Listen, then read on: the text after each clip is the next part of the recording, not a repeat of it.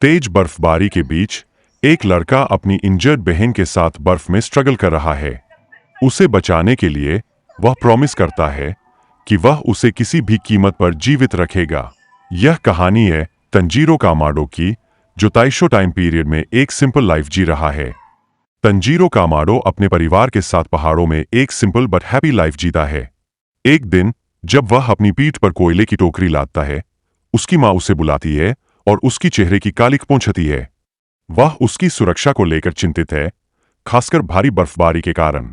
Tanjiro promise करता है कि वह अपने परिवार के लिए नए साल के मौके पर अच्छे खाने का इंतजाम करेगा।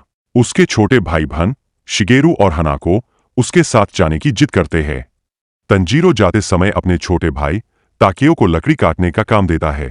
ताकेओ थोड़ा नाराज होता है, लेकिन तंजीरो यूं सिर पर थपकी देकर और परिवार को हंसाते हुए निकल करता है। तंजीरो अपनी छोटी बहन नेजुको से मिलता है, जो अपने छोटे भाई रोक्त को लेकर चल रही है। वह उसे गुड लक बोलती है और उसको अपने फादर की डेथ के बाद अपना आइडल मानती है। अब तांजीरो खुशी खुशी सिटी की तरफ निकल जाता है। शहर में तांजीरो कोयला बेचना शुरू करता है। इस बार तांजीरो खुश होता है कि उसने सारा कोयला बेच दिया। अब जैसे ही अंधेरा हो जाता है, तांजीरो अपने घर की तरफ लौटता है। तभी उसे पीछे से कोई आवाज देता है। एक बुढ़ा पड़ोसी सैब्यूरो तांजीरो को रात के समय पहाड़ में न जाने की वार्निंग देता है, लेकिन तांजीरो बोलता है कि वो ठीक तरह से पहुंच जाएगा क्योंकि उसकी स्मेल सूंघने का स्किल बहुत अच्छा है। सैब्यूरो बताता है कि डीमंस ह्यूमंस को खाते हैं और रात के समय एक्टिव रहते हैं। तांजीरो सैब्यूरो से डीमंस के बारे में पूछता है। सैब्यूरो अपने फैमिली की डीमंस के हाथों हुई मौत की कहानी शेयर करता है, जिससे तांजीरो को दुख होता है। सुबह होते ही तांजीरो अपने घर को निकलता है, लेकिन उसे अपने घर पर खून की स्मेल आती है। उसकी बहन नेजुको बेहोश पड़ी है और रॉकेट उसके हाथों में है। तांजीरो हेल्प के लिए दौड़ता है। उसके घर का मंजर देख के उसके होश उड़ जाते हैं और वो जैसे तैसे बेहोश पड़ी नेजुको को लेके बचाने के लिए सिटी की तरफ जाने लगता है। नेजुको अचानक हरकत करती है और तांजीरो पर हमला कर देती है। तांजीरो खुद को बचाने के लिए अपनी कुल्हाड़ी इस्तेमाल करता है और समझ जाता है कि वो अब एक डीमन में कन्वर्ट हो चुकी है।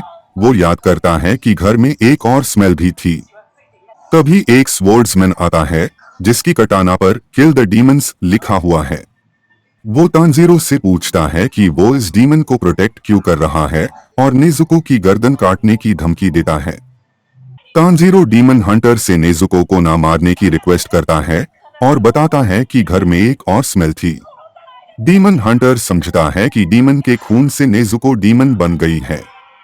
तांजीरो बोलता है कि वो नेजुको को इंसान बनाने का एक तरीका निकलेगा। डीमन हंटर तांजीरो को देखकर उस पर चिल्लाता है कि अगर वो थोड़ा भी स्ट्रांग होता तो शायद आज किसी एक को बचा लेता, और मन ही मन खुद से भी कहता है कि गलती मेरी है, अगर शायद मैं थोड़ा और जल्दी यहाँ पहुँचता तो इसके परिवार को बचा पाता। अब डीमन हंटर नेजुको को खत्म करने के लिए बढ़ता है। तांजीरो रिएक्ट करता है और अपनी कुल्हाड़ी को इस तरह फेंकता है कि डीमन हंटर बाल बाल बचता है। डीमन हंटर नेजुको को बचाने के लिए तांजीरो की कोशिश से इम्प्रेस होता है और उसे बचाने का डिसीजन लेता है। नेजुको अपनी छोटों के बावजूद अपने भाई को प्रोटेक्ट करने के लिए बीच में आ जाती है। डीमन हंटर समझता है कि नेजुको बाकी डीमंस से अलग है और उसे मारने के बजाय अनकॉन्शियस कर देता है। डीमन हंटर गियोटोमियो का उन दोनों भाई बहन से इम्प्रेस हो जाता है।